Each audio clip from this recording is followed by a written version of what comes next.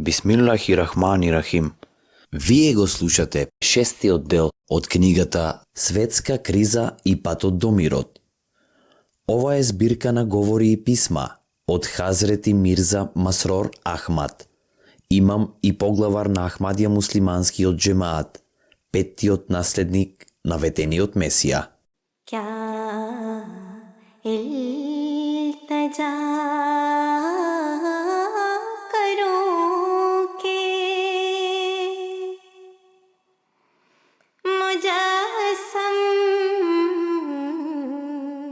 Патот до мирот, праведен однос меѓу нациите.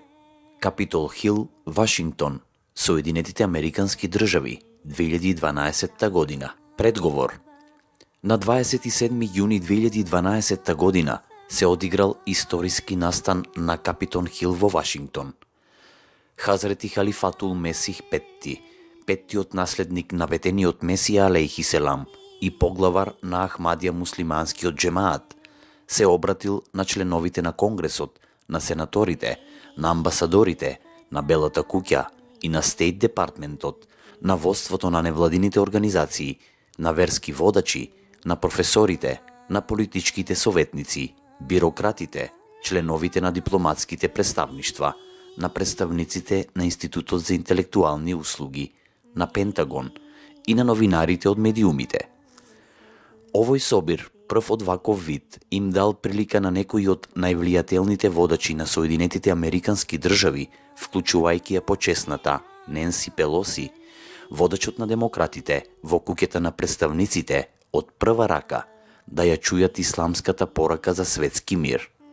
После овој настан, Халифатул Месих Петти пошол во обиколка на зградите на Капитол Хил, пред да ја посети куќата на представниците, каде што била донесена резолуција во чест на неговата посета на Соединетите Американски држави. Во ведниот параграф на оваа резолуција вели: му посакуваме добре дојде во Вашингтон на неговата светост, Хазрети Мирза Масрор Ахмад, Халифатул Месих Петти, светскиот духовен поглавар на Ахмадија муслиманската заедница, и признание за неговата посветеност на светскиот мир, правдата, ненасилството, човековите права, верската слобода и демократијата. 112-ти Конгрес, заседавање, резолуција на куќата 709. За добре дојде на неговото височество, Хазрети Мирза Масрор Ахмад, светски духовен и управен поглавар на Ахмадија муслиманската заедница во Вашингтон, признавајќи ја неговата преданост на светски мир, правдата, ненасилството, човековите права, верската слобода и демократијата, во долниот дом на Конгресот, 27 јуни 2012 година. Господја Зое Ловгрен од Калифорнија, за себе господин Шерман, господин Конли од Вирџинија, господин Хинчи, господја Ешо, господја Спијар, господин Ричардсон, господин Скиф, господја Шаковски, господин Хонда, господин Волф, господин Питерс, господин Дент, господја Шу, господин Берман, господин Франкс од Аризона, господја Джексон Ли од Тексас, господја Шварт, господин Брейли од Ајова и господин Макгаверн ја поднесоа следнава резолуција, која беше предадена на Комитетот за странски работи. Резолуција. Посакувајќи му добре дојде на неговата светост, Хазрети Мирза Масрор Ахмад, светски духовен и управен поглавар на Ахмадија муслиманската заедница во Вашингтон, и признавајќи ја неговата преданост на светскиот мир, правдата, ненасилството, човековите права, верската слобода и демократијата. Со оглед на тоа, дека од 16.6.2012 година до 2.7.2012 година неговата светост Хазрети Мирза Масрор Ахмад, светски духовен и управен поглавар на Ахмадија муслиманската заедница, интернационална верска организација со милиони членови ширум светот, гостува во историска посета на Соединетите држави. Со оглед на тоа дека неговата светост беше избрана за петти халифа на Мирза Гулам Ахмад на 22.4.2003 година, со оглед на тоа дека неговата светост е водечка муслиманска личност, која го унапредува мирот, која во своите говори, предавања, книги и лични средби без престан ја застапува Ахмадија вредноста за служење на луѓето, универзалните човекови права и мирно праведно општество. Со оглед на тоа дека Ахмадија муслиманската заедница постојано поднесува тешкотии, дискриминација, прогонство и насилство. Со оглед на тоа дека на 28.5.2010 година 86 Ахмади муслимани беа убиени во Лахор, Пакистан, кога две џамии кои припаѓале на Ахмадија муслиманската заедница беа нападнати од анти-Ахмади терористи. Со оглед на тоа дека наспроти прогонувањето на кое Ахмади муслиманите се изложени, неговата светост се уште го забранува насилството. Со оглед на тоа дека неговата светост го пропатувал светот за да го унапредува и овозможува служењето на луѓето, да се сретне со председателите, премиерите, пратениците и со амбасадорите на државите. Со оглед на тоа дека за време на посетата на Соединетите Американски држави, неговата светост ќе се сретне со илјади американски муслимани и со значајни водачи од Соединетите држави, со цел да го засили односот и да најде средства за воспоставување на мирот и правдата за сите луѓе, и со оглед на тоа дека неговата светост на 27.6.2012 година ќе одржи клучен говор на посебниот двостран прием во Райбин Хаус Офис Билдинг на Капитол Хил, патот кон мирот, праведен однос помеѓу нациите, сега затоа нека биде. Под 1. Одлучено дека Долниот дом му посакува добре дојде на неговата светост Мирза Масрор Ахмад. Во Вашингтон го пофалува неговата светост за унапредувањето на поединечниот и светски мир, како и за поединечните и светски правди, и го пофалува неговата светост за неговата истрајност во советувањето на Ахмади муслиманите да се држат настрана од било каков облик на насилство, дури и наспроти жестоките прогони.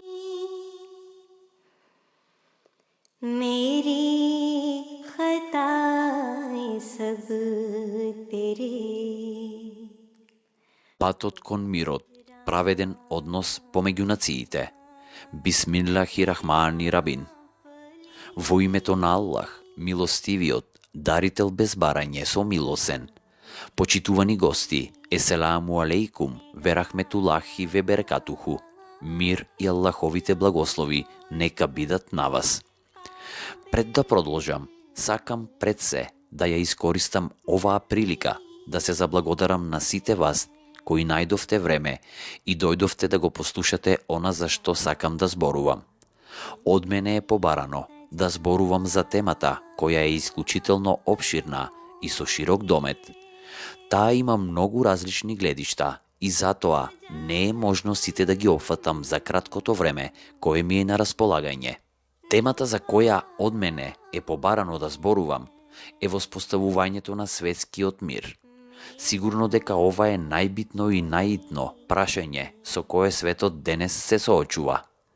Меѓутоа, бидејќи времето е ограничено, јас само накратко ќе го изложам исламското гледиште за воспоставување на мир низ праведни и еднакви односи меѓу народите. Вистина е дека мирот и правдата се неразделни, не можете да имате едно без друго. Овој принцип сигурно е нешто што сите мудри и интелигентни луѓе го разбираат. Ако ги оставиме настрана луѓето кои имаат решителни намери да создаваат неред во светот, никој не може да тврди дека во било кое општество, земја или дури во целиот свет може да постои неред или да нема мир, каде што постои праведно и честно владење. Наспроти тоа, гледаме дека во многу делови од светот преовладува неред и нема мир. Таков неред е видлив и внатре во земјите и во надворешните меѓусебни односи меѓу разните нации. Таков неред и судири постојат иако сите влади тврдат дека водат политика заснована на правда. Сите тврдат дека мирот е нивната првична цел, но сепак, општо, малку е сомнително дека вознемиреноста и загриженоста растат во светот и така се шири неред. Ова јасно докажува дека во одредени прилики или во даден момент барањата на правдата не биле исполнети. Затоа постои итна потреба за укинување на нееднаквоста, каде и да постои.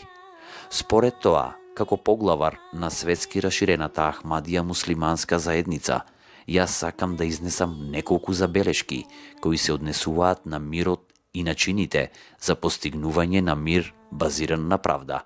Ахмадија муслиманската заедница е чисто религиска заедница.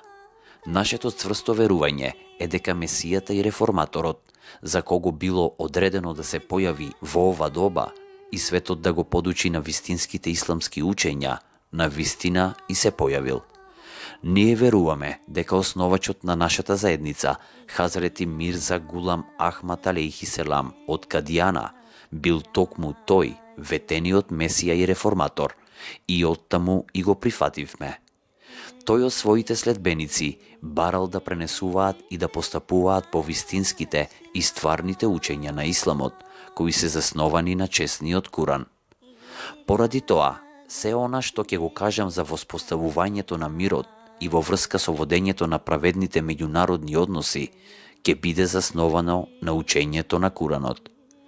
Во поглед на постигнувањето на светскиот мир, сите вие редовно го изразувате своето мислење и навистина правите големи напори.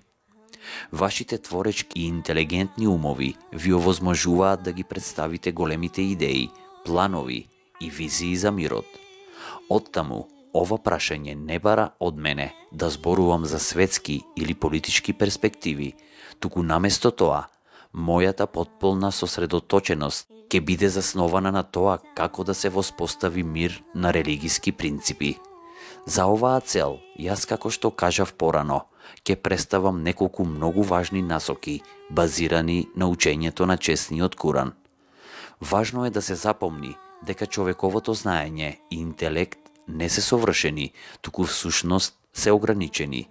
Според тоа, кога човечките умови донесуваат одлуки или формираат мислења, често одредени фактори влекуваат во човековиот ум и истите можат да го заматат расудувањето и да го поведат човекот кон исполнување на своите лични цели. На крајот, ова може да доведе до неправеден исход и одлука која ќе биде донесена.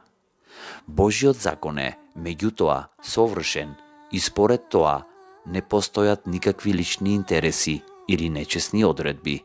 Тоа е од причина што Бог едноставно посакува добро и подобрување на своето суштество, и затоа неговиот закон е потполно базиран на правдата. Оној ден кога луѓето ќе дојдат до спознание и ќе ја разберат оваа пресудна работа, тоа ќе биде ден кога ќе биде поставен темелот за вистинскиот и траен мир. Инаку, ние и понатаму гледаме дека иако се прават бескрајни напори да се изгради светски мир, тие сепак не се во состојба да овозможат било какви вредни резултати. По завршувањето на Првата светска војна, водачите на одредени земји сакале во иднина сите нации меѓу себе да имаат добри и миролюбиви односи. Така, во напор да се постигне светски мир, формирана е Лигата на народите. Нејзината прва цел била да го одржи светскиот мир и да ги спречи идните војни. За жал, правилата на Лигата и на резолуцијата која била донесена имале одредени грешки и слабости и така нееднакво ги заштитувале правата на сите луѓе и на сите нации. Според тоа, како последица на нееднаквоста која постоела, долгогодишниот мир не можел да преовлада. Напорите на Лигата не успеале и тоа довело до Втората светска војна. Сите сме запознаени со разорнувањата и пустошењата кои следеле, во кои околу 75 милиони луѓе го загубиле животот, од кои многу биле невини цивили. Таа војна требало да биде и повеќе од доволна за светот да ги отвори очите. Тоа требало да биде средство да се развие здрава политика, која на сите страни требало да овозможи праведен однос и да се покаже како средство за воспоставување мир во светот. Светските влади во тоа време до некоја мера направиле напор и обид за воспоставување на мир и затоа биле основани Обединетите нации. Меѓутоа, наскоро станало очигледно дека оваа благородна и сеопфатна цел, која Обединетите нации ја имаат, не можела да биде исполнета. Навистина, денес одредени влади сосема отворено изнесуваат тврдења кои го докажуваат нејзиниот неуспех. Што вели исламот во поглед на меѓународните односи кои се засновани на правдата, а со самото тоа и за средствата за постигнување на мир? Во честниот Куран Семокниот Бог објаснил дека нашите националности и етничко воспоставување служат како средство на идентитет и тие не даваат овластување, ниту легализираат било каков облик на надмокност и не даваат било каков вид на предност. На тој начин, Куранот појаснува дека сите луѓе се родени еднакви. Впрочем, во последниот говор кој го одржал честниот пратеник Мухаммед салаллаху алейхи веселем, им наредил на сите муслимани секогаш да запомнат дека арапот нема предност над оној кој не е арап и оној кој не е арап нема предност над арапот. Тој подучувал дека белецот нема предност над црнецот, ниту црнецот има предност над белецот. Оттаму учењето на исламот е јасно дека луѓето од сите нации и од сите раси се еднакви. Тој исто така појаснил дека сите луѓе треба да имаат еднакви права, без било каква разлика или предрасуда. Ова е клуч и златен принцип кој ги става темелите на хармонијата меѓу разните групи и нации и за воспоставување на мирот. Меѓутоа, денес можеме да видиме дека сепак постои поделба и одвојување на силни и слаби нации. Например, гледаме дека во Обединетите нации е направена разлика помеѓу одредени земји. Оттаму, во Советот за безбедност постојат постојани членки и оние кои не се постојани. Се покажало дека оваа поделба е внатрешна причина за загриженост и разочарување и поради тоа редовно слушаме за извештаите на одредени земји кои протестираат против оваа нееднаквост. Исламот подучува на безусловна правда и еднаквост во сите области и така доаѓаме до втората важна насока во Сура 5, ајет 3 од честниот Куран. Во овој ајет се вели: ако сакаме потполно да ги исполниме барањата на правдата, неопходно е да постапуваме честно и подеднакво, дури и со оние луѓе кои ги поминале сите граници во својата омраза и непријателство. Куранот подучува дека каде и да е и кој и да ве советува на добро и доблест, тоа треба да го прифатите, а кога ве советува за грешно и неправедно однесување, тоа треба да го отфрлите.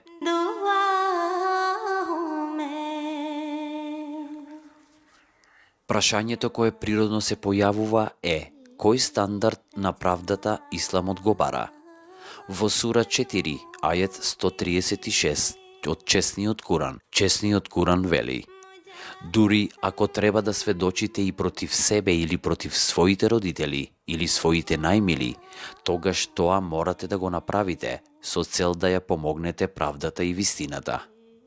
Мокните и богати земји не треба да ги грабаат правата на сиромашните и слаби земји во напор да ги сочуваат своите права, ниту од сиромашните земји да постапуваат на неправеден начин.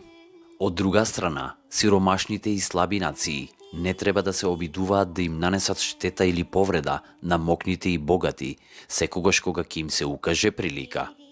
Наместо тоа, и двете страни треба да се трудат во целост да се држат до принципите на правдата. Ова навистина е работа од пресудна важност во одржувањето на мирни односи меѓу државите.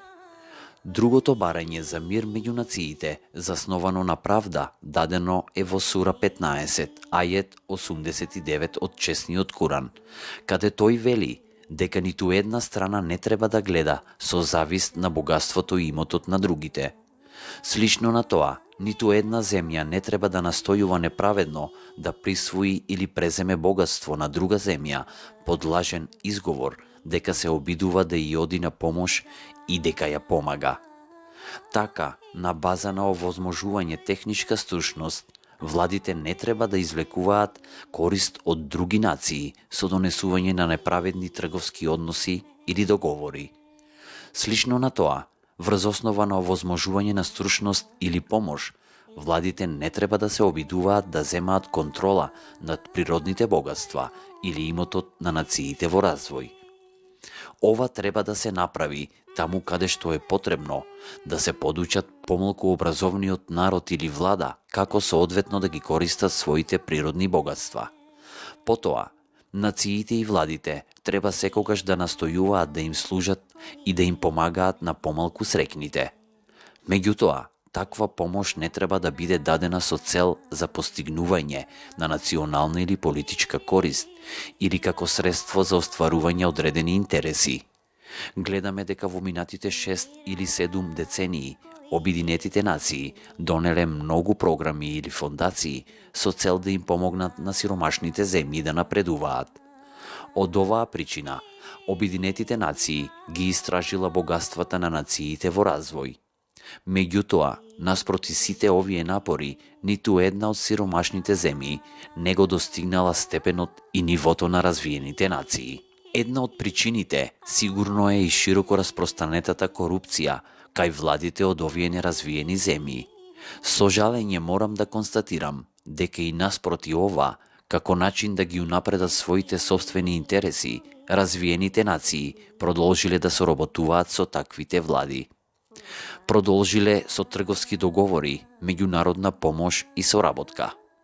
Како резултат на тоа, разочарувањето и вознемиреноста на сиромашните и обесправени слоеви на општеството продолжиле да растат и тоа довело до побуна и внатрешен неред во таквите земји.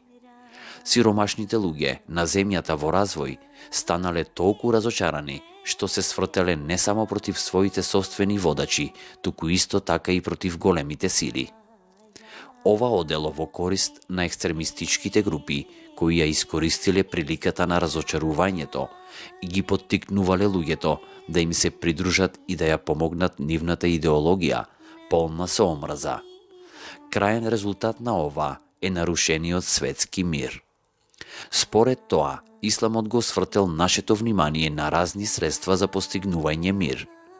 Тој бара безусловна правда. Тој бара секогаш вистинито да се сведочи. Тој бара да не фрламе завиден поглед кон имотот на другите. Тој бара развиените нации да ги остават настрана своите интереси и наместо тоа да им помагаат и да им служат на помалку развиените нации со вистинско несебишно владење и со духот. Ако се држиме до овие факти, тогаш светскиот мир ќе биде воспоставен. Доколку некоја земја, наспроти сите овие напред спомнати мерки, ги помине сите граници и нападне друга земја во настојувањето неправедно да преземе контрола над нејзиното богатство, тогаш останатите земји сигурно треба да преземат мерки и да ја попречат таквата суровост, но тие при тоа секогаш треба да постапуваат праведно.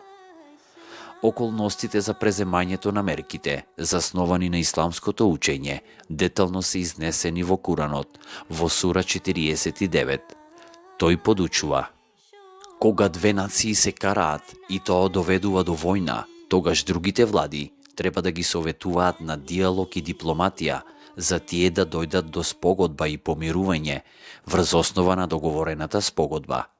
Ако меѓутоа една од страните не ги прифати условите на спогодбата и започне војна, тогаш другите земји треба да се обединат и да се борат за да го запрат агресорот. Кога агресорот ќе биде поразен и кога ќе се сложи на взаемни преговори, тогаш сите страни треба да работат на спогодба која ќе доведе до долгогодишен мир и помирување. Не треба да се наметнуваат грди и неправедни услови кои водат кон тоа рацете на било која нација да бидат врзани, бидејќи на подолги патеки тоа ќе доведе до вознемиреност која ќе врие и ќе се шири. Резултат на таквата вознемиреност ќе биде понатамошниот неред. Во ситуацијата кога некоја земја како трета страна настојува да постигне помирување помеѓу две страни, таа треба да постапува со искреност и потполно непристрасно. Оваа непристрасност треба да остане дури и ако една од страните зборува против неа. Затоа, третата страна не треба да покажува никакво лутење во таквите околности и не треба да бара одмазда, ниту да постапува на нечесен начин. На сите страни треба да им се дадат правата кои им припаѓаат. Според тоа, за барањата на правдата да бидат исполнети, неопходно е земите кои ја договараат спогодбата да не тежнеат да ги исполнат своите собствени интереси, ниту да се обидуваат неправедно да извлечат корист од ниту една земја. Тие не треба неправедно да се мешаат или пак нечесно да вршат притисок на било која страна. Не треба да извлекуваат корист од природните богатства на било која земја.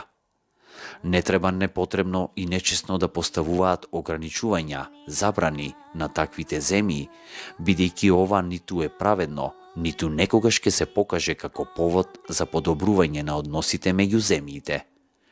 Поради ограниченото време, јас само накратко ги спомнав овие спорни точки.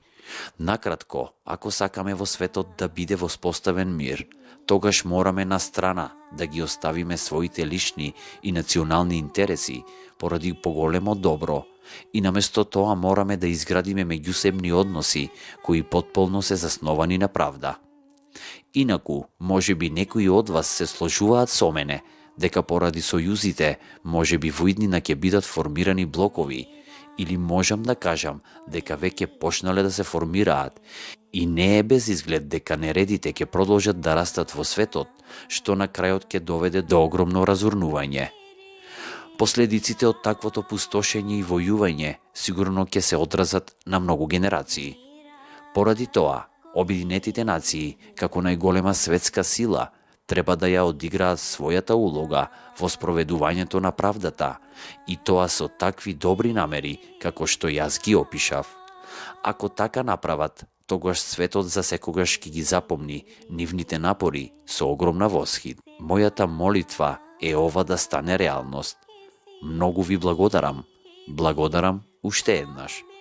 Според традицијата, на крајот на програмата ние нормално правиме дова. Така и јас ке учам дова и Ахмади муслиманите ке ме следат. Сите вие наши гости можете да молите на свој начин.